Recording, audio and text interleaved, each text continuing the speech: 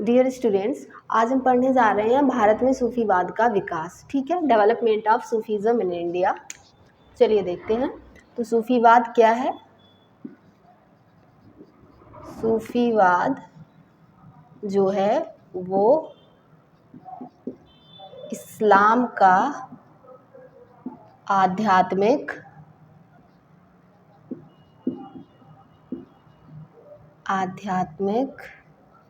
और रहस्यवादी पक्ष है।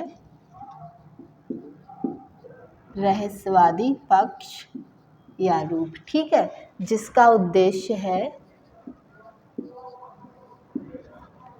ईश्वर से प्रेम के माध्यम से मिलन।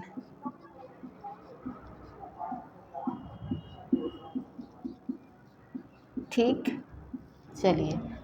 और भारत में जो सूफीवाद का विकास है बेटा, वो 12वीं से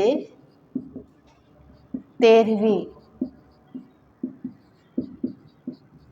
शताब्दी के आसपास हुआ। ठीक है, तो ये हमने सूफीवाद का अर्थ समझ लिया। ठीक है, अब हम देखेंगे सूफीवाद की विशेषताएं। चलिए यहीं लिख लेते हैं, विशेषताएं।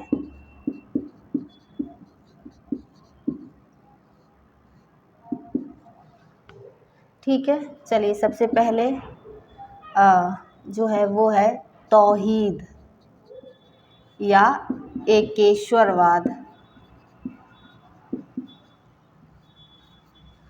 हम कह रहे हैं सूफीवाद, सूफी विचारधारा, इसका अर्थ ये है। ठीक है, सूफी विचारधारा, उसी को हम पूरा पढ़ रहे हैं। तो विशेषताओं में अब हम देख रहे हैं सबसे पहले तौहीद यानी कि एकेश्वरवाद। तो इसका अर्थ है कि ईश्वर एक है और वही क्या है? सृष्टि का निर्माता। वही सृष्टि का निर्माता है। ठीक है, दूसरी चीज वो है हमारा इश्क ए हकीकी, जिसका अर्थ है ईश्वर से प्रेम। सूफी संत कहते हैं कि जो सच्चा प्रेम है, सच्चा प्रेम सिर्फ ईश्वर से ही होना चाहिए। ठीक, अगली बात पीर मुरीद प्रथा। पीर का अर्थ होता है गुरु और मुरीद का अर्थ होता है शिष्य। तो गुरु शिष्य परंपरा है, इस पर बल दिया गया। कहा गया कि जो गुरु के बिना है, गुरु के बिना वो आध्यात्मिक उन्नति नहीं हो सकती।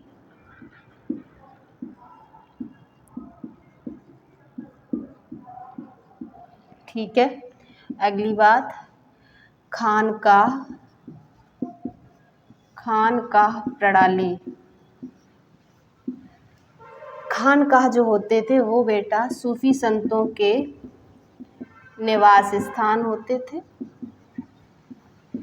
और यहाँ पर जो है वो धर्म या जाति की परवाह किए बिना, धर्म या जाति की परवाह किए बिना क्या किया जाता था? गरीबों की सेवा की जाती थी। गरीबों की सेवा, अर्थात हम कहेंगे कि ये जो है वो सामाजिक सेवा के केंद्र थे।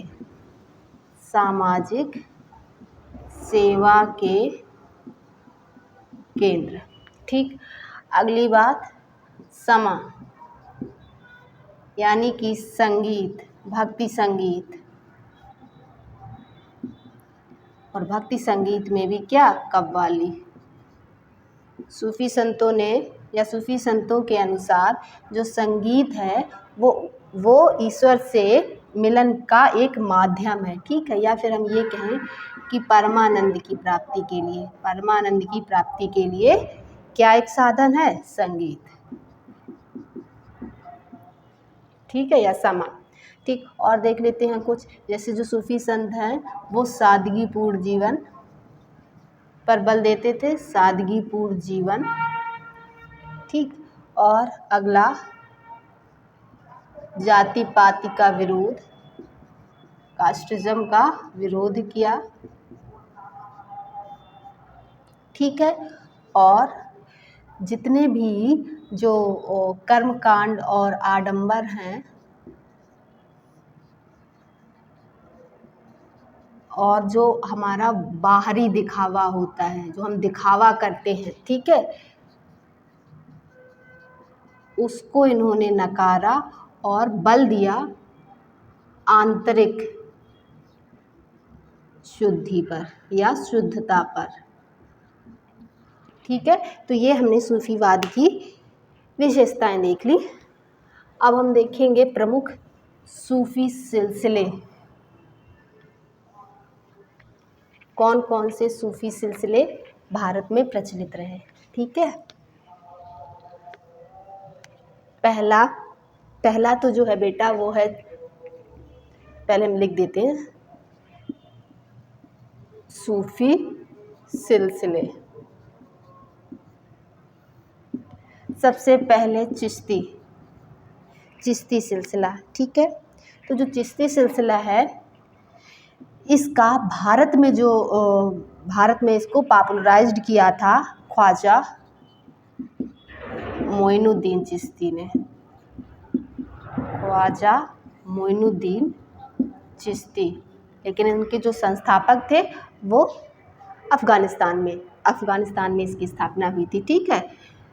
उनका नाम था ख्वाजा अबू इसाक सामी। ठीक है। चलो, ये चिश्ती संप्रदाय की बात होगी। अब सुहरावर्दी जो है, इस सिलसिले को भारत में फेमस किया था, क्या नाम है उनका, बहाउद्दीन ज़कारिया।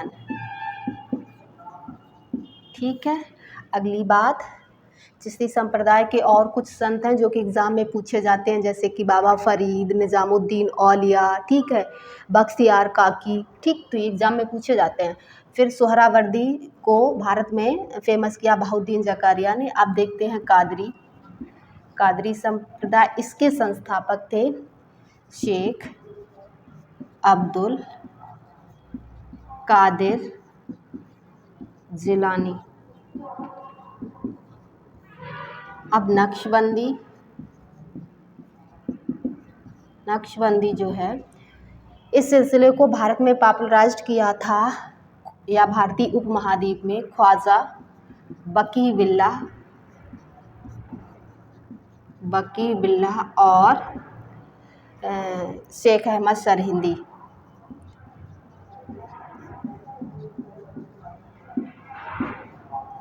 ठीक है। अब कुछ और देख लेते हैं, जैसे सत्तारी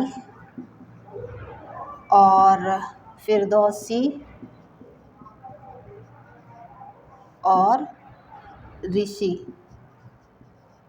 ठीक है। तो सत्तारी के जो संस्थापक थे वो थे शाह अब्दुल सत्तार। फिरदौसी के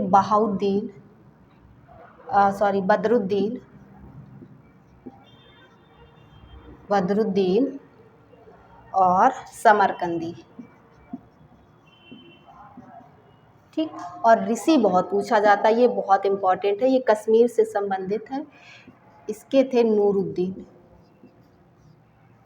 ठीक है। तो ये हमने प्रमुख सूफी सिलसिले देख लिए और उनके संस्थापक देख लिए। अब ज़रा देख लेते हैं सूफीवाद का भारत में प्रभाव क्या पड़ा।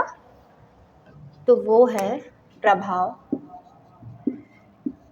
सबसे पहले तो जो हिंदू मुस्लिम समन्वय पर बल दिया गया, या हिंदू मुस्लिम समन्वय को क्या मिला, बढ़ावा।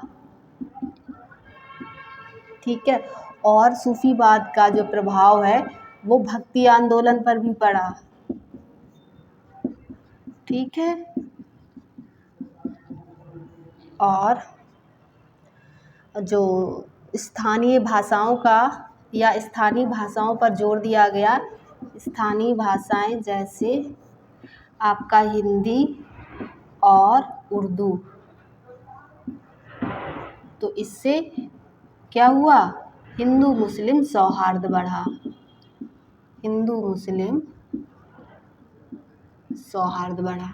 ठीक है, अगली बात, इन लोगों ने जाति प्रथा का विरोध किया। ठीक है, जाति प्रथा का विरोध किया और सामाजिक समानता पर बल दिया। और संगीत में कव्वाली प्रथा जो है वो सूफीवाद की ही देन है। ठीक है, तो ये हमने सूफीवाद के प्रमुख प्रभाव देख लिए। ठीक है बेटा, मिलते हैं नेक्स्ट लेक्चर में। Thank you.